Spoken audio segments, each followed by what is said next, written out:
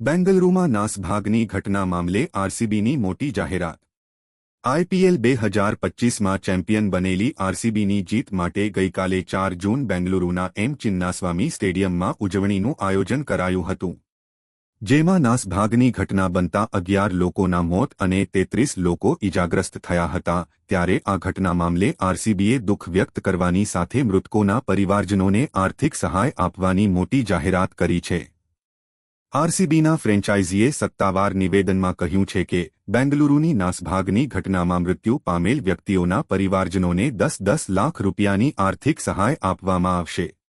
આ ઉપરાંત ઘટનામાં ઇજાગ્રસ્ત થયેલા લોકોની મદદ કરવા માટે આરસીબી કેર્સ નામથી એક વિશેષ ફંડ શરૂ કરાશે। આરસીબીએ એમ પણ કહ્યું છે કે અમારા ચાહકો હંમેશા અમારા દિલની નજીક છે। આ દુઃખના સમયમાં આપણે એક છીએ અને અમે સંપૂર્ણ સંવેદના અને સમર્થન સાથે પીડિતો સાથે ઊભા છીએ, તેમ મીડિયા સૂત્રોમાંથી જાણવા મળેલ છે।